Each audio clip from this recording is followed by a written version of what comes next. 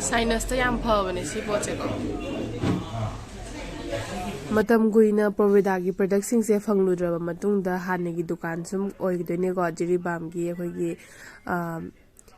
super market लेबदो अदुगी मथक्ता हानेगी दुकान दो सुम ओइदोने अनौब दुकान मो हांगतुए अदुदुगा मखन मखन की पोट म्याम लाएगो म्याम हाइदि हाना फंगदबा अदुगा अनौ पोट म्याम हाइदि अखोइगी नोंमदा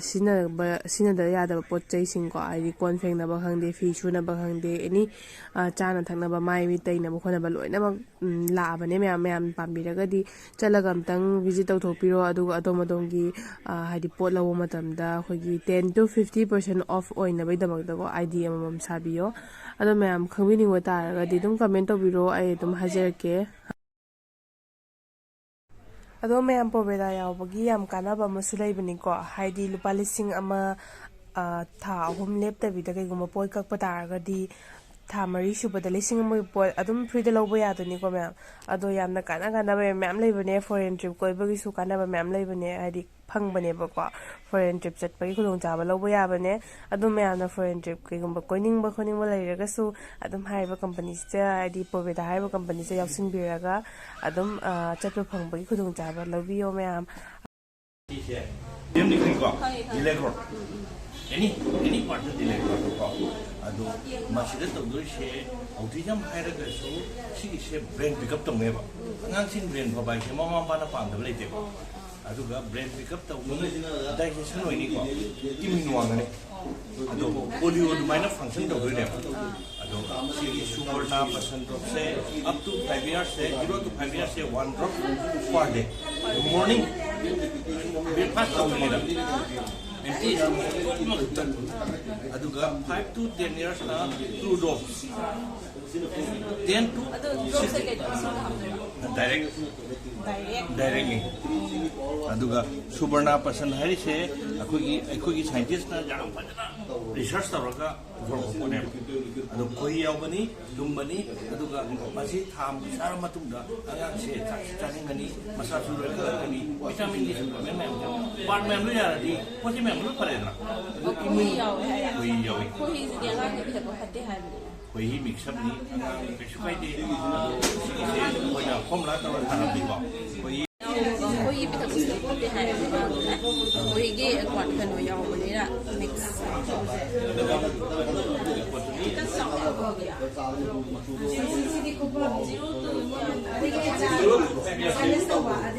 kani moro ko lakani adugadi chapangam da 1900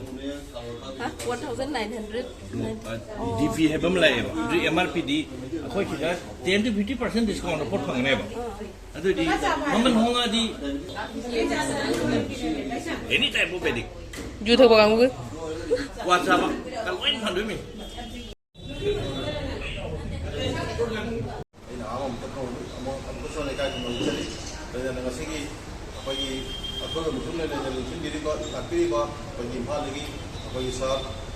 ni chandra from ukta apai man franchise ke make lagi taram lo chali andalo ko umna kisi ne multa franchise ke ko bi ko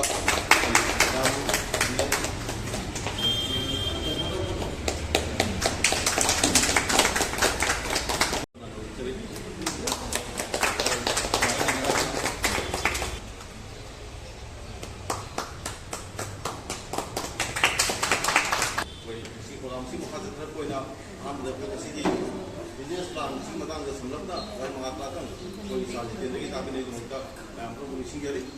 ni menan ke do sige se ana si taw ni ko ado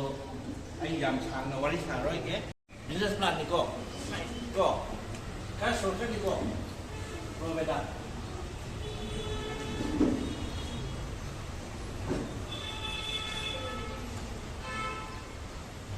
free activation ko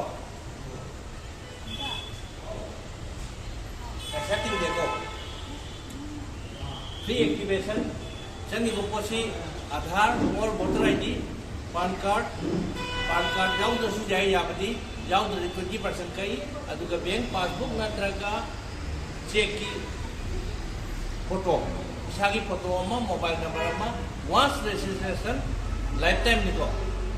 अदुगा company ना high से अमुक्तंग बु मिंग चंद्र मतुंगा company सिदगी active होने बगी दमकता हम की फोटो बसिमती खितंग याम लोबियो business volume 500 business volume minimum हान बगी फोलो बसो अदुगा 500 business volume so nearly product की मतुंग ले रुपा तनिपा मतंग से वे लिसिंग हम चाम तनिपा वे नियरली तनिपा लेना पार्टी को तनिपा गोगा रुपा लिसिंग की फोन फोन दिमाग में को सिगी ममिंग लाइबिलिटी ले जब को एनी पोट मा रुपा लिसिंग हम रिपोर्ट तेरा तनिपा को लौरगा दी आई तो का सुबांग देखो अखोना नेटवर्क आइरगी एलर्जी होयो रुपा लिसिंग अमगी फोन फ्री पिगे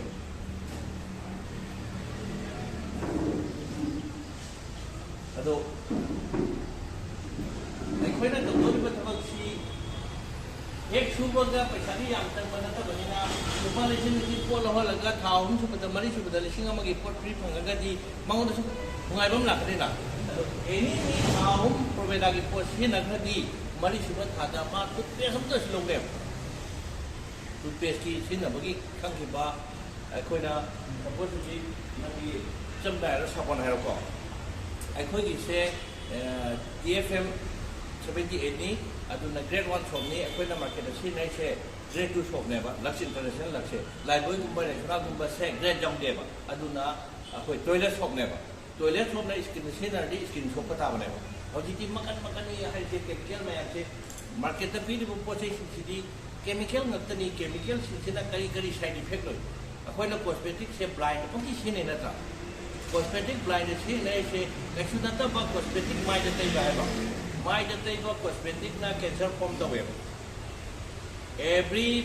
28 खुदिंगी नुपी अमम ब्रेस्ट कैंसर होय एवरी 28 वर्ल्ड निको अदु ताडी मसी कॉस्मेटिक का थोपंग तनेबा अदुगैदी अंगांग पोक्तबा यावी ओवुलेशन कनो तोबा यावी असि कॉस्मेटिक का पीरिबा केमिकल मैम सिननेबा मसी की पोस्टिंग से खोजी एकोइदा प्रोवेदाना लेक्चर ऑर्गेनिक है बतने तो ऑर्गेनिक सी एकोइ इंडिया ना पंगी दे सलगा आइना ऑर्गेनिक आइना मार्केट तोबा याबंते ऑर्गेनिक सर्टिफाइड से इंग्लैंड में पियो अदु म प्रोडक्ट नि हाउम नवरगदी मरी सुबह फ्री 10 to 50% डिस्काउंट मसी फंगदी पामदब मी लेरोइना अदो पैसा पाइबा मी द एक्सीडेंट है बको रुपा याखि चाम ख अकाउंट चंग बजि सु चाम बेलु वांगरे दिको पैसा पाइ सिदा हक्सांग जि टिप टॉप त फबगी आई यौरप ngमने अदो करी कमाई तोर हक्सांग फरि नोरगांदा आइसु हानदी प्रोवेदा तोंदिंगे दि हक्सांग जि नाब कोप याम तौगले अदुबु प्रोवेदा तोरपदगी आई ngasi बाउदा हक्सांग जि नुआई तब लेत्रे आई तांग कुन मंगा द इम्फाल दे पाइरे इनु को सुको पोथा देखो तांग कुन मंगा द मीटिंग दोइने को आदिदा तांग कुन ट्रुकता मेघालय चलीनी मेघालय दा मीटिंग ग्रुप तोइनी तांग कुमापन द मेघालय दा मीटिंग अचोक मी चामा कुन मीटिंग हम लोरमगा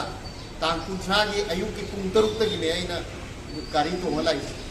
गुवाहाटी दा पुंग अनि थुंगे ngah गेप लेरगा पुंग मंगा दगे बस तोंगा लाई ने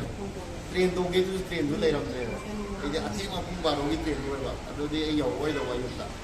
ngasi की प्रोग्राम सु यो मतब जानी यो ने जानी योरे अदुमाइ दौदना हक्सांग फबसि याम मथौ ताइ अदुना ngasi हक्सांग फबसि द लेइबो प्रोडक्ट मयाम से बाजना चांग नाइना सिजिनबदा सो 100% आई करेंसी पीगे असोंगी हक्सांग से कंपलसरी नुआइरनी सिपि 100% आई करेंसी पीगे रेड एलोवेरा तौरी मथौसि कैसु नते अखोइगी हक्सांग द लेइबो फत्तब मयाम से मतम चाना सिंथोकीबो डिटॉक्सिफिकेशन तौबने मा तौरी से रेड एलोवेरा हक्सांग मनुंग द लेइतब फत्तब मयाम से सेंगोरदी हक्सांग यान तानि नुआइ थामनेबो नत्रो सर्चुबे को अदुने हक्सांग से अदुना मा नोमदा कोई अयुक्ता तुम्बा हे अवटपग मसी थकप कौबिगनो अदोदि हक्सांग मदि क्लियर ओइनी खोंग सि हामनिंग मा मतम हाम ngमने सि थकप मतम जो नोमदा अनिरा काम गेरा ओम नाम गेरा दुमाइ दौना रेड एलोवेरा सि मथौ से अखोइ द लेतबा हक अखोइ मनुंग द फत्तब मयाम माना लोइना सेंदुप ngमे क्लींजिंग तौब ngमे अदुदी हक्चांग की फजन लिवर दगी कई दी लोइना सेंथोरबनिना कुचू कुमेन फजरे स्किन फजरे सम फरे अदुमाई तौदना मागी मतम चाना अकोई यारगदी अकोई चाही तरा निपान हेक यौरदी सिगुम्बा पोट चांगाई सिजिना मतमदा मोइदा चाही तरा कुने लगी मोइदा एजिंग जी लेगने सी गुदुम चाबसे सिगी ममिंग से ऑर्गेनिक इंस्टेंट फेयरनेस क्रीम है को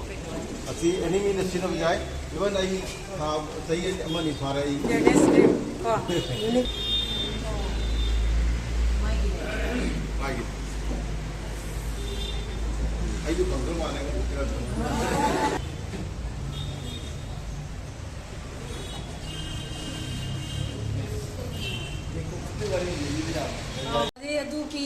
अदगी अखोगी डॉल्फिन शो अदुबुदि अखोई येंगस्रे अदुबुदिको अदुनेतबा अखोगी टाइप्स ऑफ बर्ड्स मैम लेरमीबा दि अस्याम चिना नुंगाई हाइतारेको द लाइफ से इज अ ग्रेट एक्सपीरियंस कोई फॉरेन चटपा काइसे अखोई हेक्ता पुथोकना चटपसे ngamambadi yai adubu kanamtane taminde 5-star hotel ji leningambe yai kanamtane de koi tawbudi phangde dana ko adubu because of say direct provedana usmana ise ben ko chalure ko having a set wakhans da adum nuai bo maduna kai kali on next la da so ise hotel da nina having do asi automatically sir na have do paisa se la ko horaga de automatically taninga kani mathanda hamninga ro have do maina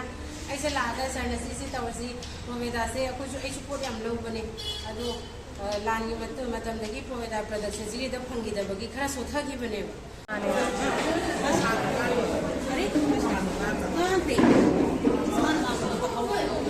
अरे